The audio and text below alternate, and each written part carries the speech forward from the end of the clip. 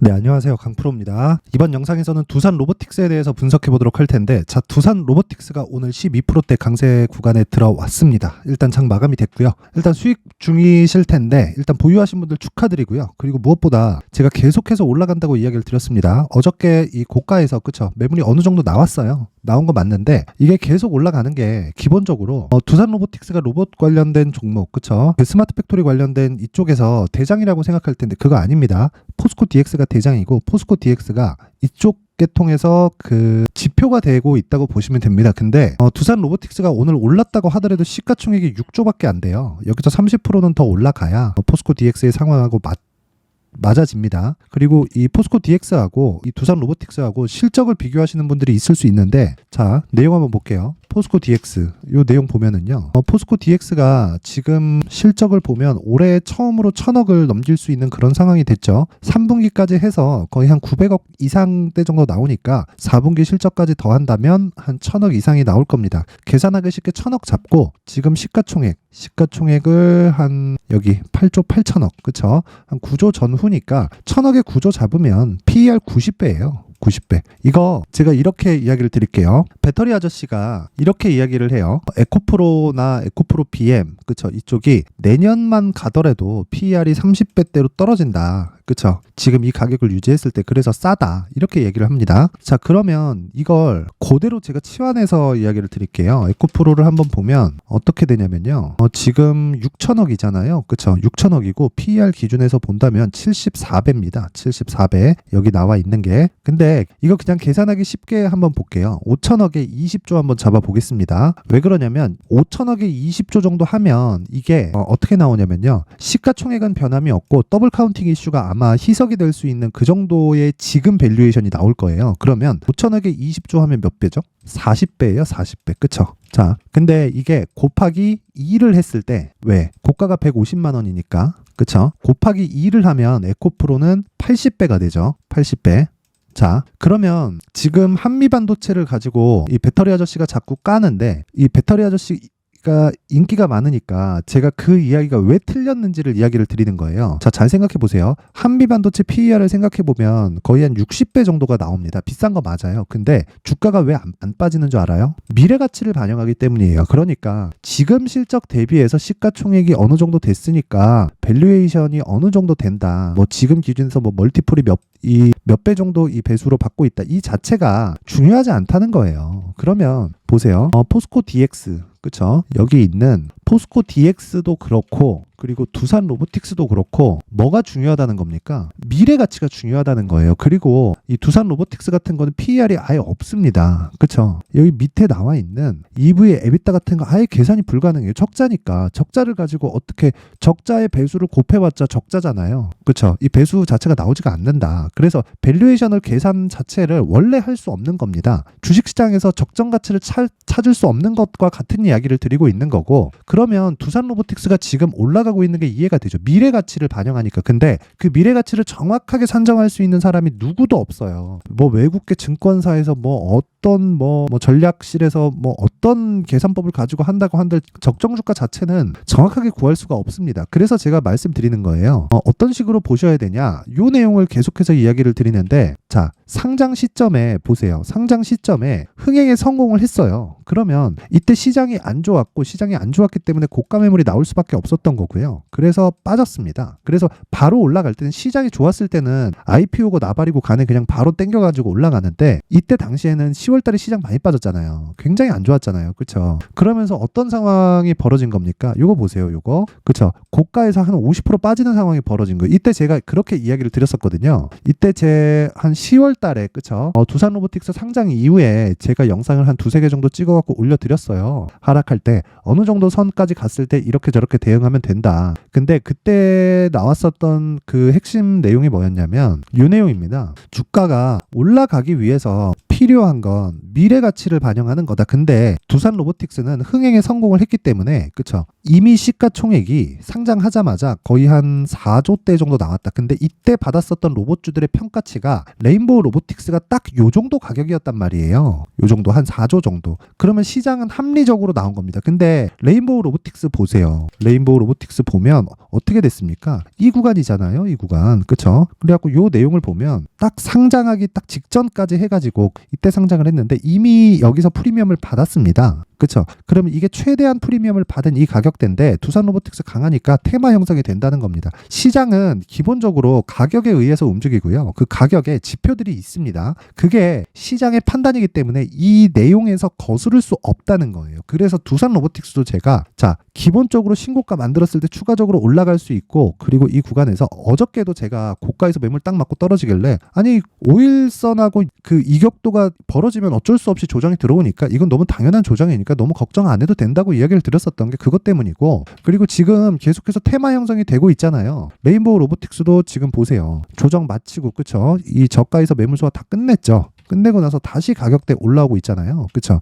이렇게 올라오고 있고 이것뿐입니까? 유진 로봇 보세요. 유진 로봇 그쵸? 유진 로봇 보면 어때요? 똑같잖아요. 그죠? 똑같이 가잖아요. 똑같이. 물론 여기 7월 이전까지는 레인보우 로보틱스 제일 강했죠. 제일 강했는데 이후에 보세요. 이렇게 나오잖아요. 이런 상황이 왜 나오겠냐고요. 그러니까 요 얘기를 드리는 거고 두산 로보틱스 더 올라갑니다. 이거. 근데 내가 얼마의 가격을 잡는지가 중요하고 지금 제가 다른 종목까지 붙여서 이야기를 드리는 이유가 SPG도 한번 볼게요. 보세요. 똑같잖아요. 그냥 똑같이 가는 겁니다. 그냥 신고가 가면 그냥 가는 거예요. 대신에 신고가 이후에 내가 성장성이 어느 정도 될 건지 그쵸? 성장에 대한 그런 부분이 있는지를 파악하는 게 중요하다는 거지. 근데 그 파악하기 위해서는 가격에 대한 파악을 내가 해야 된다는 거고 그 파악을 어느 정도 성장성으로 인해서 뭐 미래에 어느 정도 매출이 예상된다. 이런 예상하지 말라는 겁니다. 이런 내용 절대 만들지 마세요. 그래서 제가 말씀드리는 내용이 뭡니까? 두산 로보틱스 가격 잡는 게 중요하고 로봇주에 대해서 포트폴리오를 전체적으로 구성했을 때 그쵸? 진짜 대박 터질 수 있다. 왜? 아니 지금 이 기사 하나 제가 보여드릴게요.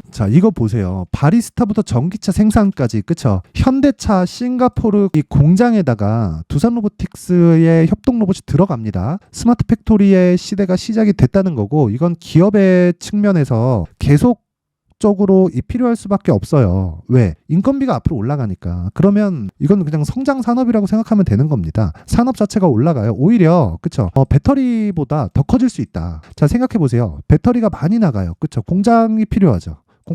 공장에 뭐 들어갑니까? 이거 들어가잖아요. 그쵸? 그러면 배터리를 가지고 자동차 만들어요. 그쵸? 어디서 만들어요? 공장에서 만들잖아요. 그럼 뭐 들어가요? 로봇 들어가잖아요. 그쵸? 이쪽으로 가는 수요는 계속 늘어날 수밖에 없습니다. 그러면 그 밸류에이션을 어느 정도 배수로 줘야 될지는 정확하게 알 수 없다. 하지만 아직까지도 그쵸? 포스코 DX가 그 중에 대장인데 시가총액 9조인데 어느 정도 남았습니까? 50% 이상 더 간다. 그쵸? 50% 이상 더 간다. 근데 내가 얼마에 잡는지가 중요한다. 그래서 제가 계속 말씀드리지만 가격을 얼마에 잡아야 되는지 이 부분이 가장 중요하고 그리고 무조건 올라간다고 생각하지 마시고 무조건 가는데 이게 심리가 들어간단 말이에요. 심리가. 주식시장의 심리가 얼마나 중요한지 알아요? 심리가 진짜 중요하기 때문에 2주 안에 내가 수익으로 전환시킬 수 있는 가격대가 중요하다고 이야기를 계속해서 드리는 겁니다. 이 부분 반드시 기억하고 있어야 돼요. 그래서 제가 이 내용 그쵸? 가격과 단기 보유 전략 이 내용을 제가 19페이지에 걸쳐서 내용을 준비를 해왔습니다. 근데 영상에서 제가 이야기를 안 드리는 이유는 내용이 너무 길어질 수 있기 때문에 그렇고요. 그리고 길어졌을 때는 저도 피곤하고 해서 여기 이 정리된 내용으로 제가 준비를 해왔으니까 일단 구독과 좋아요 부탁드리고요. 그죠? 구독과 좋아요 부탁드리고 상단에 있는 전화번호로 숫자 3이라고 문자 보내주시면 됩니다. 그럼 제가 한 분도 빠짐없이 가격 그리고 단기 보유 전략을 공유해 드리도록 할 테니까 시청해 주시는 모든 분들이 상단의 전화번호 확인해서 숫자 3이라고 문자 보내주시면 됩니다. 그리고 제가 신고가에 대해서 계속 강조를 드리는데 보세요. 신고가 왜 강조를 드리는지 알겠죠? 이것도 보세요. 레인보우 로보틱스 보세요. 신고가 만들면서 계속해서 날아가잖아요. 이런 상황이 왜 나오겠냐고요. 주가가 먼저 반영하기 때문에 그렇습니다. 그래서 제가 신고가에 대해서는 100번 강조를 해도 부족함이 없다고 이야기를 드리는 거고요. 그리고 신고가에 대해서 이해가 안 되시는 분들은 아까 전에 제가 말씀드렸던 그 숫자 3이라고 보내면서 구독과 좋아요 한 번씩 눌러주시고 그리고 여기 소통방에서 제가 실시간으로 계속 매매를 같이 해오고 있습니다. 보세요. 리노공업 같은 경우에도 제가 보유하면서 그쵸? 지금 수익권에 있고요. 그리고 아예 그냥 애초에 그냥 먼저 이야기를 합니다. 그냥 11월 30일 그쵸? 주성 엔지니어링 35,400원. 20분 기준에서 이거 3시 11분에 제가 이야기한 건데 20분 기준에서 37,000원 이상 올라가면 종가 체결 주문 넣겠습니다. 안 될 가능성이 높으니 내일 보고 하면 됩니다. 왜 제가 이렇게 이야기를 드렸느냐? 여기 보시면 됩니다. 여기 보시면 제가 1시 넘어가면서 그렇죠. 11월 30일 주성 엔지니어링 1시 넘어가면서 오늘자 37,000원 돌파하면 종가에 따라 붙는다. 그렇죠. 준비해라. 이렇게 이야기를 드리고 어딜 가도 먼저 알려주는 방은 없다. 아니 얼마 이하에서 매수하라 그러지 올라가면 따라 붙으세요라고 하는 미친놈이 어디 있습니까? 그렇죠? 자, 그래서 진짜 신고가에 대해서 이해를 하고 내가 꾸준한 수익을 얻고 싶다 하는 분들이 있을 겁니다. 자, 보세요. 주성 엔지니어링 볼까요? 보세요. 신고가 종목이잖아요. 그리고 37,000원 딱 넘어가면 내가 따라 붙겠다. 왜? 돌파하니까. 그 이야기를 드리는 거고, 이거 제가 지금 말 나온 김에 이 얘기 하나 드려볼게요. 제 리노공업도 보유를 하고 있는데, 자, 보세요. 리노공업 보면, 자, 보세요. 오늘 3% 상승해서 끝났죠?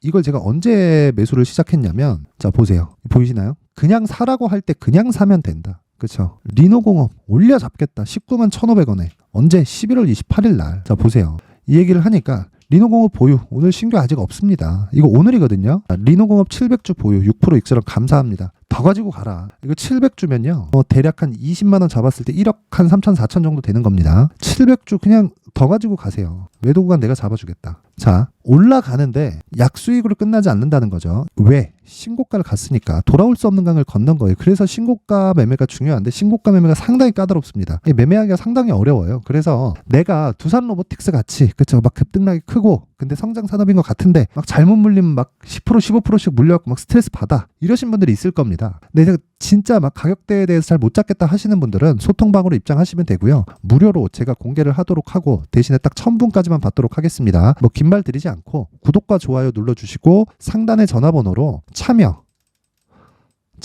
참여라고 문자를 보내주시는 분들에 한해서만 제가 소통방 입장 링크를 순차적으로 제가 공유를 해드리도록 할 테니까 오셔서 딱 그냥 똑같이 하세요. 그리고 궁금한 거 물어보면 되니까 오셔서 뭔가 응용하려고 하지 말고 그냥 똑같이 하세요. 똑같이. 내가 다 검증하고 나서 지금 이런 식으로 매매를 하고 있는 거니까 딱 오셔서 똑같이 매매를 하면 됩니다. 뭐 돈 요구하고 이런 거 없어요.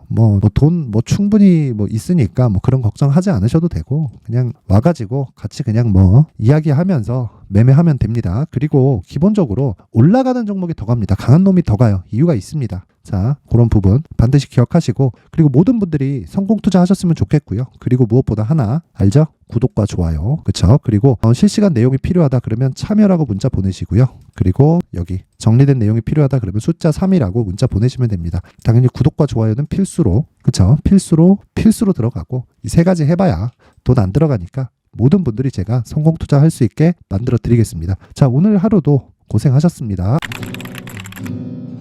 자, 이제 23년도 다 끝나가지만 매매를 하시면서 스트레스를 받으시는 분들이 있을 수 있습니다. 시장이 항상 그렇긴 하지만 그래도 제 구독자분들과 시청해주시는 분들을 위해서 앞으로 차기 주도주가 될 수 있는 대시세 종목을 준비를 해왔습니다.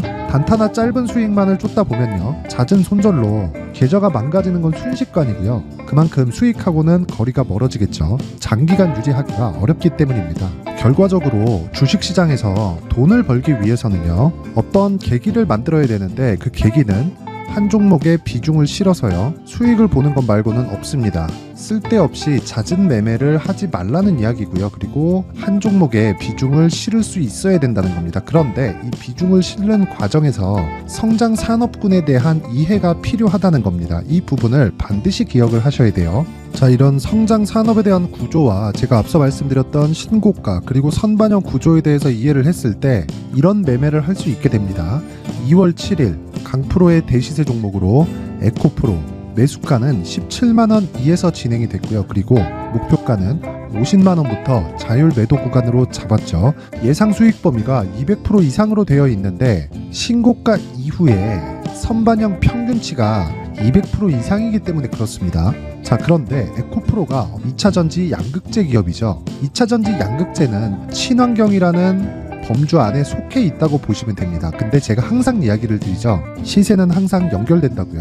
앞으로 나올 대시세 종목도 이런 친환경이라는 성장 산업군에 포함되어 있어야 됩니다. 자, 이런 성장 산업군에 포함되어 있는 걸 확인한다면 이 내용처럼 세 가지의 공통점을 가지고 있습니다. 1년에 많은 종목이 발생하지 않고요. 그리고 세력들의 장기간 매집 구간이 확인돼야 되고, 그리고 상승하기 시작하면 평균적으로 3개월 정도의 상승 구간을 보이기는 하지만 제가 2개월이라고 작성을 해온 건 한 가지 내용 때문입니다. 한 달은 확인하는 과정이 필요하기 때문입니다. 이게 무슨 얘기냐면 성장 산업에 대한 부분, 그리고 이런 공통점, 여기다가 기술적인 내용을 다 포함을 시키더라도 절대적으로 가격이 우선적으로 반영이 되는 것이기 때문입니다. 에코프로도 마찬가지예요. 장기간 하락하면서 최악의 국면을 거쳐왔고요. 이 구간에서 먼저 하락을 했다는 건 앞서 말씀드렸던 내용처럼 고가에 대한 부분이 아니라 저가, 즉 나쁜 부분을 반영한 이후에 신고가를 발생을 시켰다는 건 앞으로 좋을 부분을 반영이 되고 있다는 거죠. 그런데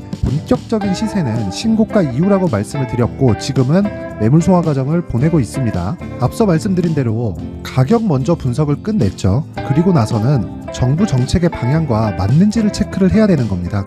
2023년 대시세 종목인 에코프로도요, 정부 정책의 방향에 맞는 종목이라고 볼 수 있겠죠. 물론 이런 종목들도요, 신고가 이후에 시세를 낸다는 건 반드시 기억하고 있어야 됩니다. 자, 이런 내용을 토대로 23년 상반기 에코프로와 같은 대시세 종목을 준비를 해왔습니다. 자, 하반기 대시세 종목은 영상 상단의 전화번호로 대시세라고 문자를 보내주시는 분들에 한해서만 공유해드리도록 할 테니까 영상 상단의 전화번호 확인해서 하반기 대시세 종목으로 큰 수익 내셨으면 좋겠습니다.